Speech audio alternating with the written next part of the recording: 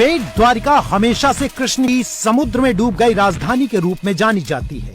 यहाँ का महत्व भी हिंदू तीर्थ स्थल के रूप में है। शायद यही वजह थी कि जब सुन्नी वक्फ बोर्ड ने बेट द्वारिका की जमीन पर अपना दावा पेश किया तो गुजरात हाईकोर्ट आश्चर्य में पड़ गया और कहा कि कृष्ण की नगरी में आप कैसे दावा कर सकते हैं। उन्होंने याचिका रद्द कर दी। हिंदू संगठन लगातार इस आश्चर्यजनक लेकिन सच स्थिति को मुद्दा बना रहे हैं। सोशल मीडिया में हमें ऐसा ही एक बयान मिला जिसमें कही गई बातों की सत्यता का दावा हम नहीं करते, लेकिन पब्लिक डोमेन में बेट द्वारिका को लेकर क्या सेंटिमेंट है ये समझने में हमें मदद मिल सकती है। बेट द्वारका की टोटल जनसंख्या 10,000 है, उसमें मात्र हिंदू 1500 है और 8,500 मुसलमान हैं। अब आप सोचिए, और हमारा जो बेट द्वारका का जो हमारा कृष्ण मंदिर है, वो कृष्ण मंदिर चारों तरफ से घिरा हुआ है। अब इससे भी शॉकिंग बात सुनिए कि 85% मुसलमानों में से 70 से 75% मुसलमानों के मकान, दुकान, घर, जमीन सब अवैध कब्जा करी हुई है। अब सबसे बड़ा प्रश्न ये आता है कि इनको बिजली का कनेक्शन किसने दिया, इनको पानी का कनेक्शन किसने दिया। हमको पानी का और बिजली का कनेक्शन चाहिए तो कागज दिखाने पड़ते हैं ना। हमारे तो राम जी ने भी कागज दिखाए, तब जाके तो अयोध्या में मंदिर बन रहा है। हिंदू मान्यता के मुताबिक श्री बेट द्वारिकाधीश मंदिर भगवान कृष्ण के निवास स्थान पर ही है, जिसमें श्री कृष्ण को उनकी पत्नी देवी रुक्मणी के साथ स्थापित किया गया है। मंदिर की वर्तमान संरचना 500 वर्ष पहले श्री वल्लभाचार्य द्वारा की गई थी। सुदामा और श्री कृष्ण का मिलन भी बेट द्वारिका में हुआ था।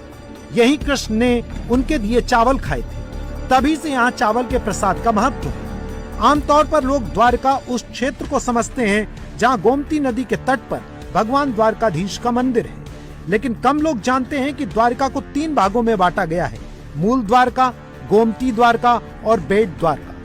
मूल द्वारका को सुदामापुरी भी कहा जाता है। यहाँ सुदामा जी का घर था, इसे भगवान श्री कृष्ण ने बसाया था। गोमती द्वारका वो स्थान है जहाँ भगवान श्री कृष्ण राजकाज किया करते थे, और बेट द्वारका वो स्थान है जहाँ भगवान का निवास स्थान था। लेकिन अब यहाँ प्रशासन को अवैध कब्जे के खिलाफ अतिक्रमण अभियान चलाना पड़ रहा है, क्योंकि कुछ सरकारी अधिकारी जो आज के औरंगजेब और मोहम्मद गौरी बने बैठे हैं, वो खुद लिखकर इनको हमारी जगह दे रहे हैं और हम हिंदू सोए हुए। क्या कभी किसी ने इन अधिकारियों से प्रश्न किया? बुलडोजर चलने के बाद बेट द्वारिका में मुस्लिम जनसंख्या के जो दावे सामने आए हैं कि बेट द्वारिका में 10,000 कुल आबादी है, जिसमें 9,000 मुस्लिम है और 1,000 हिंदू है। जनसंख्या के ये आंकड़े इंटरनेट में मौजूद जानकारी और स्थानीय लोगों के दावे के मुताबिक है।